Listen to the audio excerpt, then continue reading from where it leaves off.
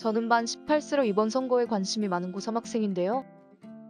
제가 지지하는 후보자를 SNS에 올려 응원할 수 있을까요? 우선 생애 첫 투표 축하합니다. 뜨든뜬뜬뜨른뜬뜬뜬뜬뜬뜬뜬뜬뜬 예!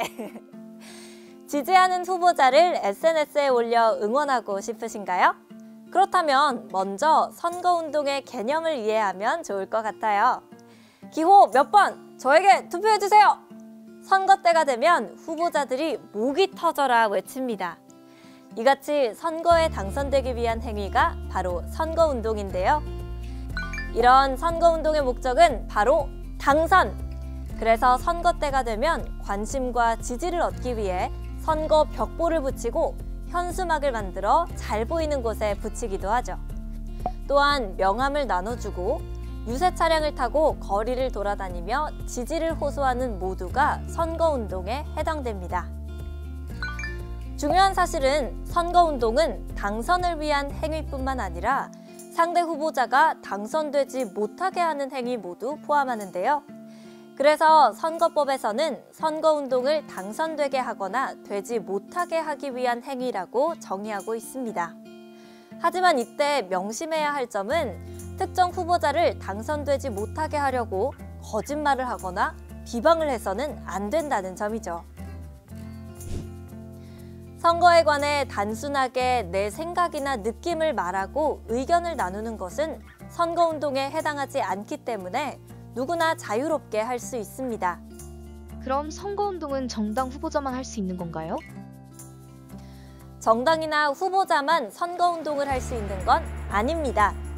선거에 당선되기 위해서는 정당이나 후보자를 지지하는 사람들의 관심과 응원이 필요한데요. 그래서 유권자도 자신이 지지하는 정당이나 후보자를 위해 선거운동을 할 수 있는 자유를 보장하고 있습니다.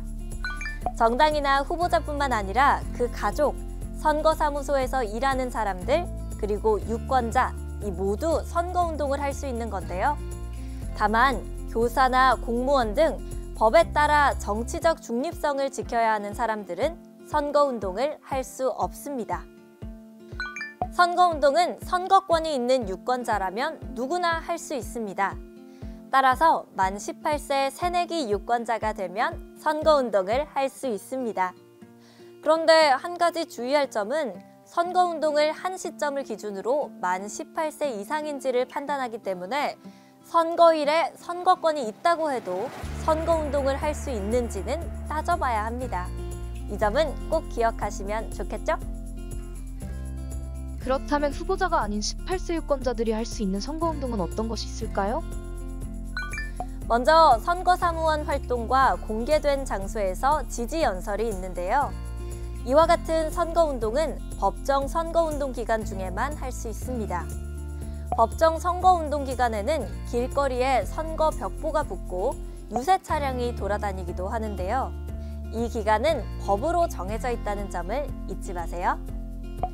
법정 선거운동 기간이 아닌 평상시에도 할 수 있는 선거운동은 휴대전화 문자 메시지나 카카오톡, 인스타그램, 트위터 등 SNS를 이용한 선거운동은 선거일 당일을 포함해 언제든지 할 수 있습니다. 이때 주의해야 할 점이 있는데요. 수신자를 자동으로 선택해서 문자 메시지를 전송하는 프로그램을 이용하거나 한 번에 20명이 넘는 사람에게 동시에 보내서는 안 된다는 점입니다. 선거운동 문자가 대량으로 그리고 반복적으로 발송되면 선거가 무질서해지고 사람들이 불편해할 수 있기 때문인데요.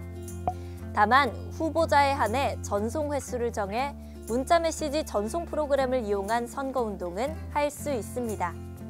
이는 유권자의 평온한 생활을 보호하는 동시에 후보자의 선거운동의 자유 역시 보장해야 할 가치이기 때문이죠.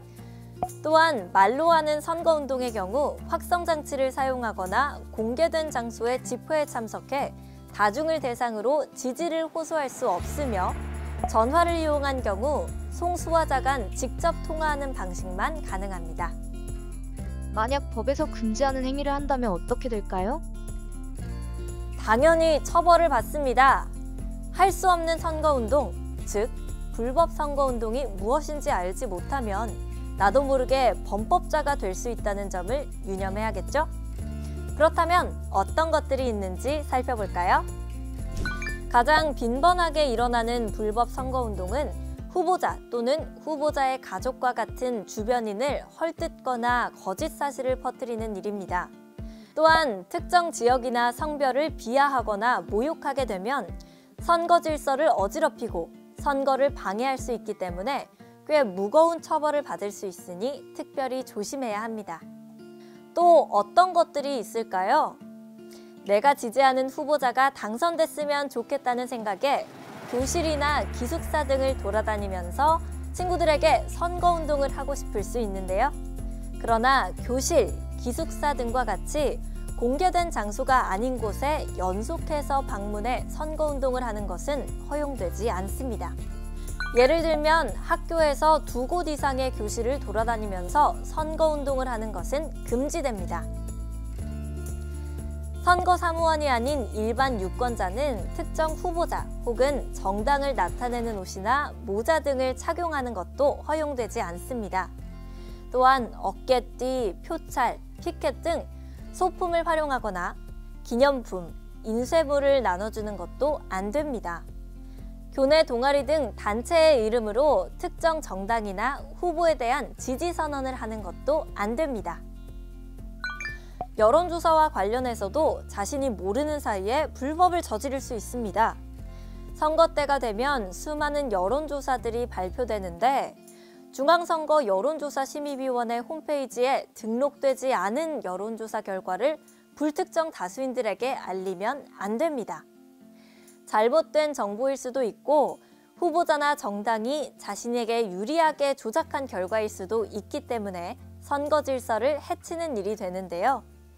이 경우 그 여론조사를 공표한 측도 처벌되지만 등록되지 않은 여론조사 결과를 다른 사람에게 알린 사람도 처벌될 수 있습니다. 무엇보다 SNS, 유튜브와 같은 뉴미디어를 이용해 선거운동을 할 때는 더욱 주의가 필요합니다. 별다른 생각 없이 특정 정당이나 후보자에 대한 메시지들을 만들어 보내거나 전달하는 경우가 종종 있을 수 있는데요. 거짓 사실이나 법적으로 허용되지 않은 내용을 전달하면 불법 행위를 저지르는 겁니다. 이거 하나쯤이야. 친한 친구니까 괜찮겠지 하고 생각할 수도 있겠지만 뉴미디어의 특성상 내가 만든 또는 내가 전달한 잘못된 메시지들이 걷잡을 수 없을 만큼 빨리 퍼질 수 있다는 사실 잘 알고 계시죠? 긍정적인 내용보다 부정적인 내용이 훨씬 더 빨리 전파되기 때문에 선거 분위기가 순식간에 혼탁해질 수 있습니다. 따라서 뉴미디어를 이용한 선거운동을 할 때는 각별한 주의를 기울여야 합니다. 유권자가 선거와 관련해 돈이나 음식물을 받으면 최대 3천만 원의 과태료를 내야 한다는 사실 알고 계시나요? 후보자는 물론 후보자의 가족, 선거사무소 관계자 등 누구에게든 선거와 관련해서 식사나 선물을 받으면 안 됩니다.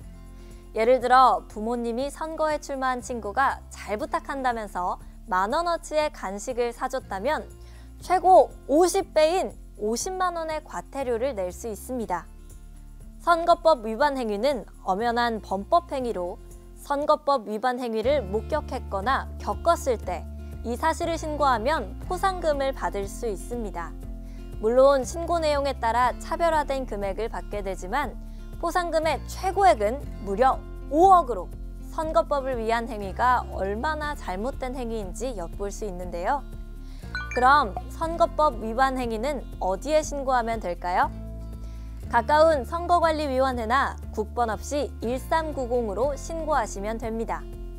물론 신고 제보자의 신원은 익명으로 보장되니 걱정하지 않으셔도 됩니다.